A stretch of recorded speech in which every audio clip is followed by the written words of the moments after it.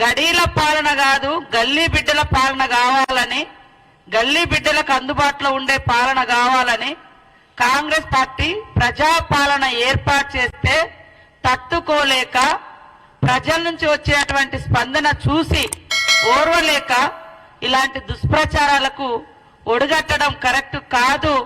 ఒకసారి ఆత్మ విమర్శ చేసుకోండి, ఆత్మ పరిశీలన చేసుకోండి అని ఈ సందర్భంగా ఈ బీఆర్ఎస్ కుటుంబ పాలన పార్టీకి తెలియజేస్తా ఉన్నాం. ఈరోజు అధికారంలోకి వచ్చిన వెనువెంటనే ఇచ్చినటువంటి హామీలలో మీరు కేవలం అసెంబ్లీ సమావేశము, ఎమ్మెల్యేల ప్రమాణ స్వీకారాలకే నెలలు టైం తీసుకున్నారు. మీ ఇష్టం అనుకున్నారు. ఈ రాజ్యము ఒక ప్రజాస్వామ్యం లేదు, ఒక రాజ్యాంగం లేదు, ఏది లేదు. ఈ రాష్ట్రం మా ఎస్టేటు, మేముండే ఇల్లు మా గడీలు, మేము చెప్పినట్టుగా మేము వినాలి అనేటువంటి దబాయింపు పాలన నుంచి ప్రజల దగ్గరికి పాలన పోయిన తర్వాత ప్రజలందరూ సంతోషంగా ఉన్నారు, కాంగ్రెస్ పార్టీ మీద విశ్వాసంతో ఉన్నారు, నమ్మకంతో ఉన్నారు. ఇచ్చిన ప్రతి హామీ అమలు చేస్తున్నటువంటి విశ్వాసము, ఆ యొక్క ధైర్యము ప్రజలలో ఉంది. కానీ ధైర్యం కోల్పోయింది ఎవరు అంటే ఈ బీఆర్ఎస్ పార్టీ వాళ్ళు. అధికారం లేకుండా బతకలేనటువంటి పరిస్థితి ఉంది.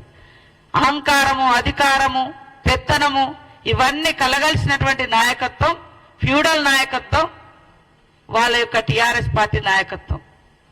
ప్రజల నుంచి వచ్చేటువంటి స్పందన చూస్తే తట్టుకోలేకనే ఈరోజు దుష్ప్రచారం అనేటువంటి ఒక దారిని ఎంచుకొని మేము మంత్రులుగా ప్రమాణ స్వీకారం చేసింది 2వ తారీఖు నాడు, 9వ తారీఖు నాడు ప్రమాణ స్వీకారం చేసింది 7వ తారీఖు నాడు.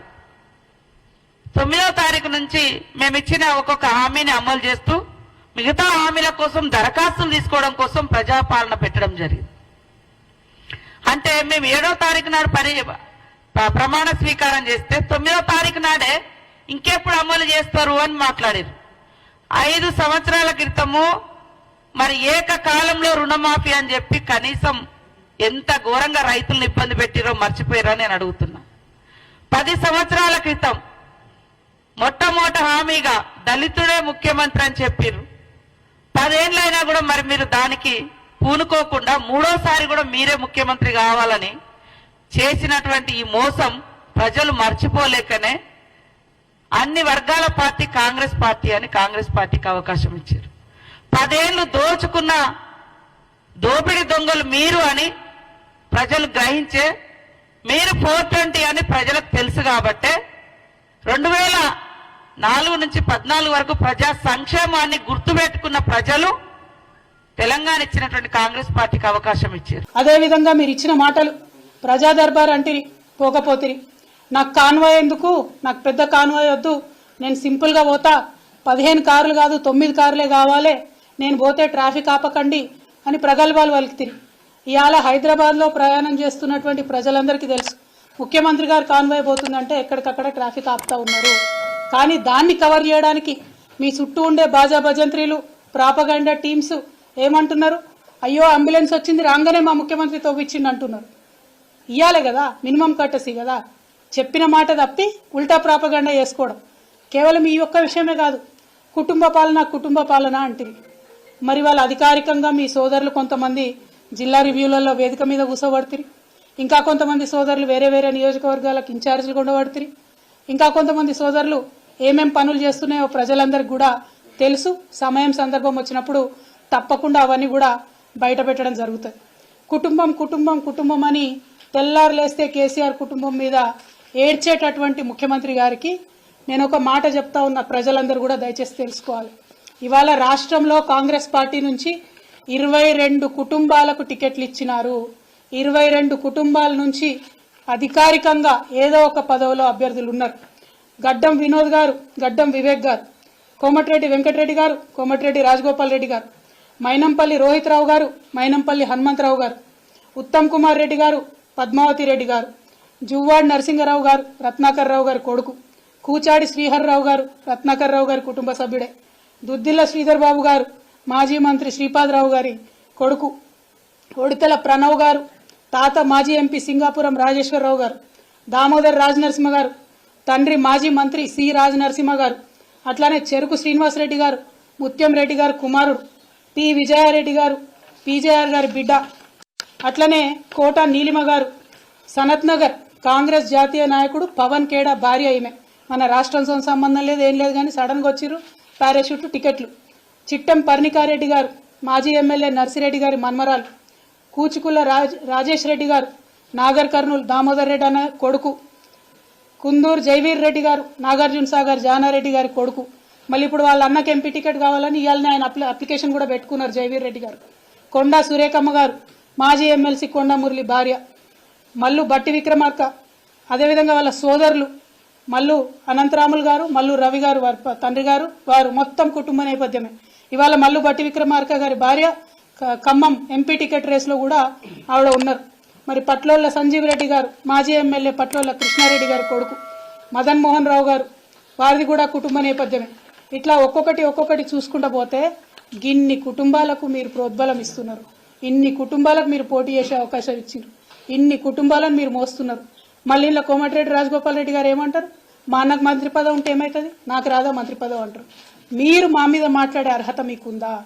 మీరు మమ్మల్ని మాట్లాడితే కేసీఆర్ గారిని ఇంకా కూడా తిట్టడం తప్పితే ఏం పని చేస్తున్నారో ఒకసారి తెలంగాణ ప్రజలకు దయచేసి తెలియజేయాలని నేను కోరుతా ఉన్నాను.